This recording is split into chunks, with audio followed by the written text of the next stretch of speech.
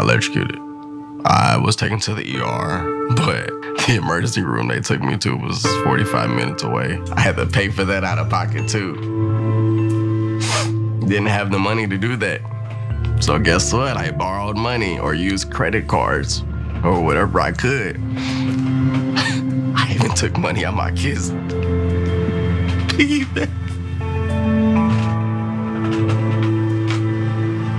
Imagine being a worker in the United States, one of the richest countries on the planet, working for one of the most profitable companies on the planet, Frito-Lay, getting electrocuted on the job and being completely abandoned by the corporate executives who want to ensure that they increase their profits, even at the cost of human lives, and in this case, the health of one of their employees. Now, we've been talking about the Frito-Lay strike, and we have some positive updates on that. But first, I wanted to highlight what some of the employees at Frito-Lay have dealt with over the last several years. That video that you just watched was Brandon Ingram, who was by all means an appreciated worker at Frito-Lay until he was electrocuted on the job and disabled as a result.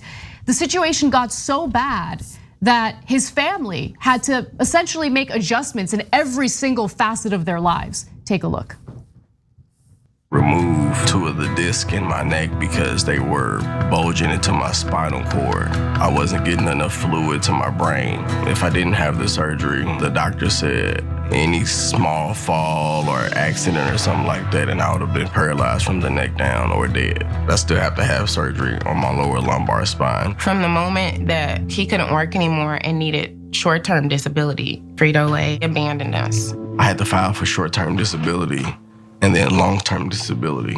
Got approved for long-term disability, but that was months later. So no income coming in. That's a picture of the car. We were driving. They require you to go to the doctor so many times, and the doctor has to say that you're in this condition over and over and over. But guess what? You don't have any insurance anymore through PepsiCo/Frito-Lay because they cut you off. I had to pay for that out of pocket too. Didn't have the money to do that. So guess what? I borrowed money or used credit cards or whatever I could. I even took money out my kids' piggy bank.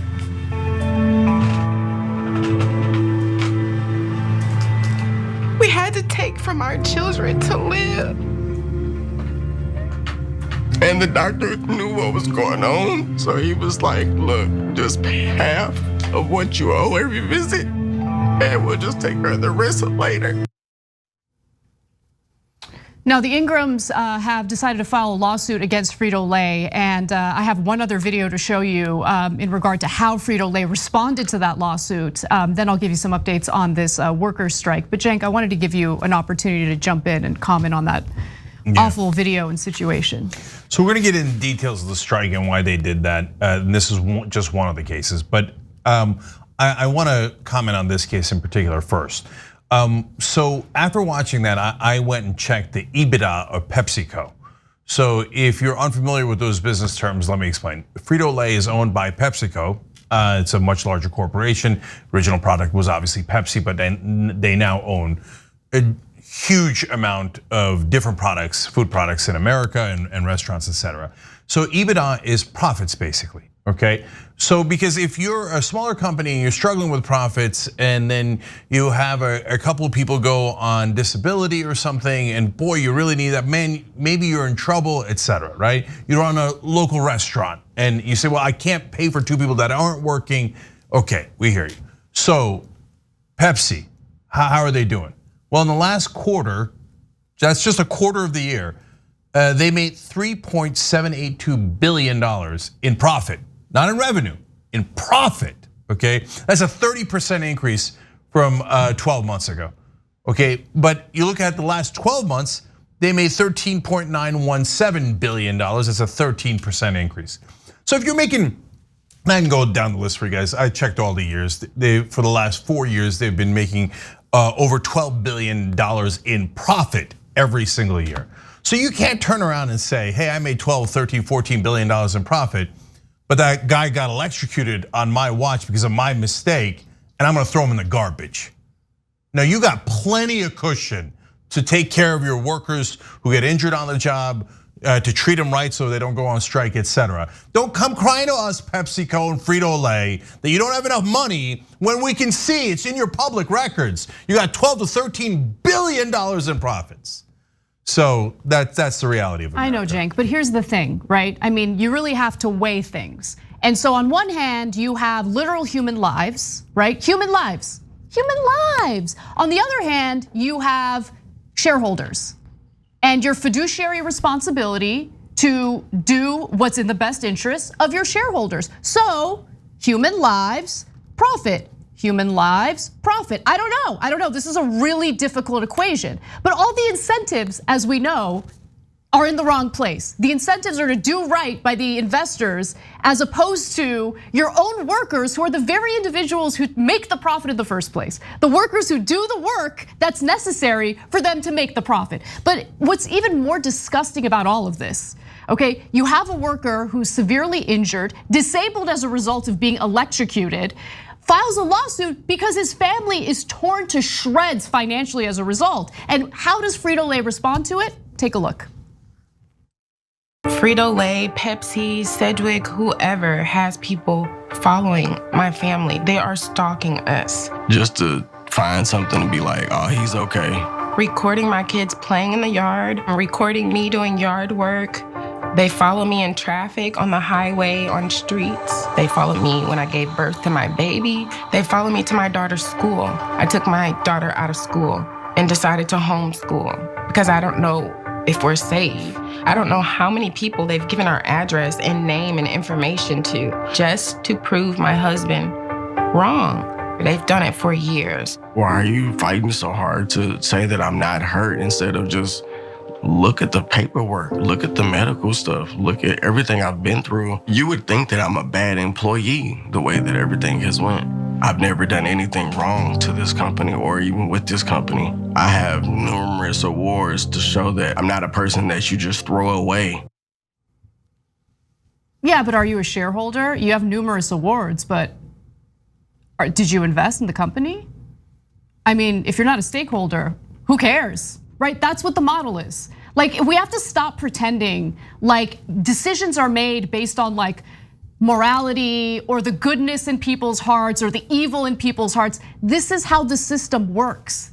This is how it's supposed to work. That's the point, right? The system's got to change. And that's why you have these workers striking. They decided to strike for 3 weeks, and they've reached an agreement with Frito-Lay in regard to their what's referred to as suicide shifts, where they work 12-hour shifts back to back to back, right?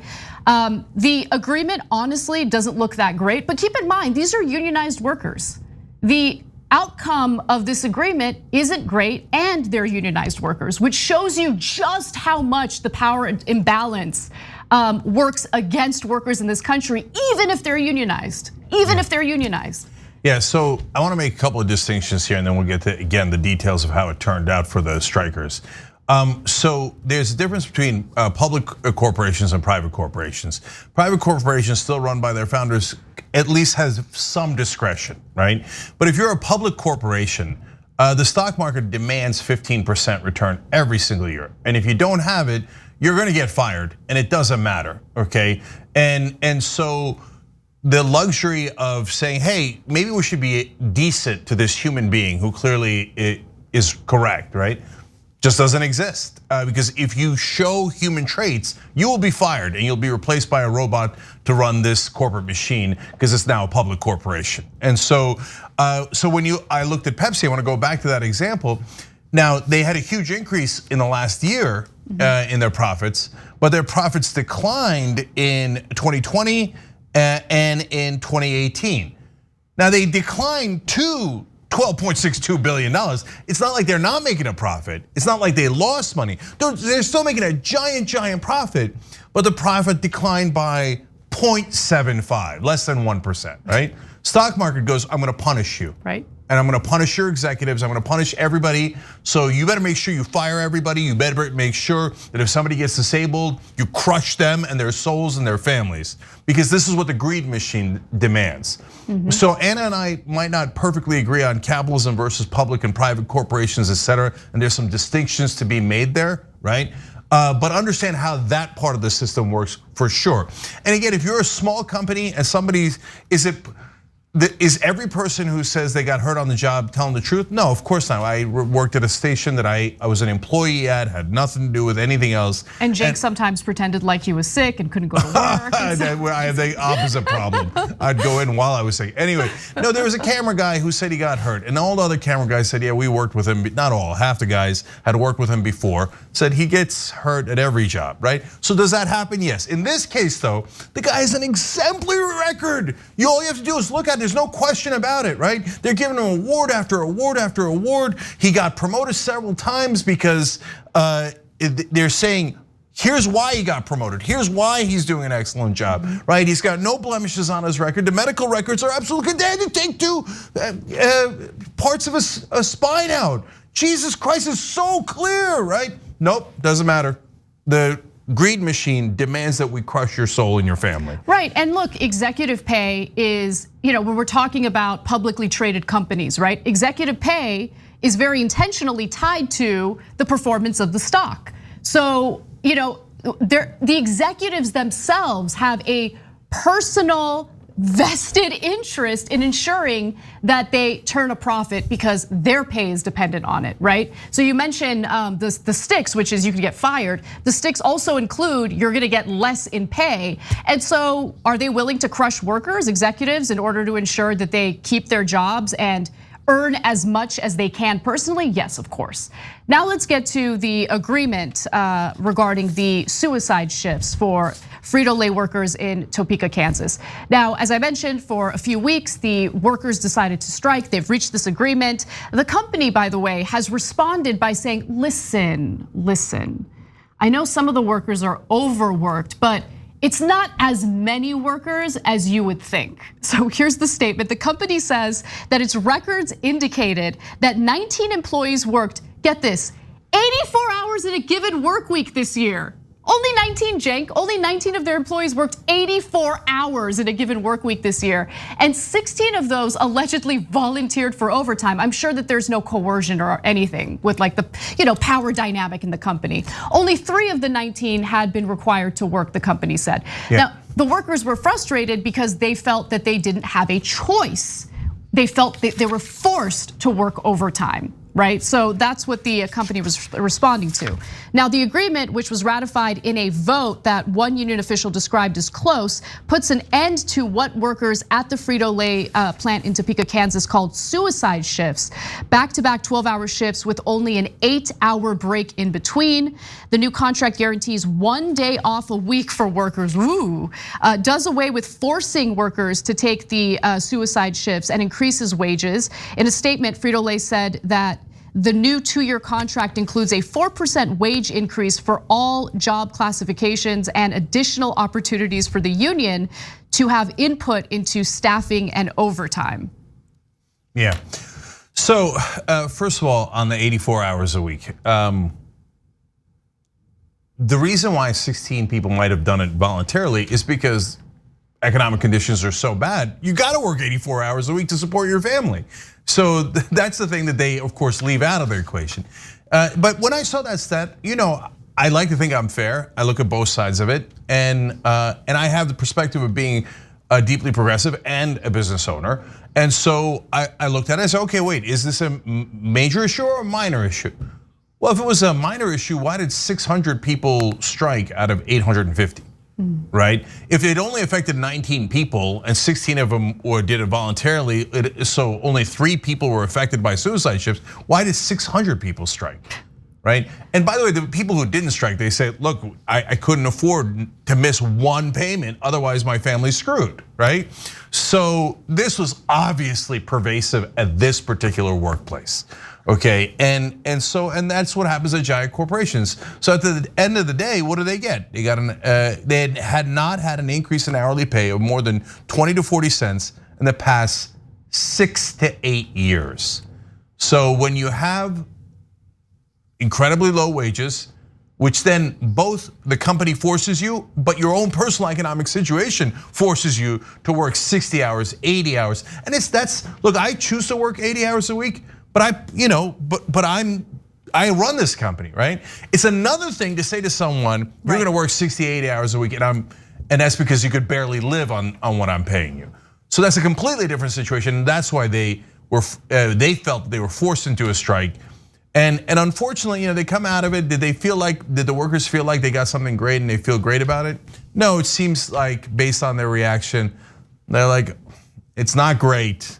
It's not what we were hoping for, but I guess it's a tiny bit better than it used to be. One worker who spoke to the New York Times on condition of anonymity said this: a lot of people had to vote yes because they were running out of money and didn't have insurance.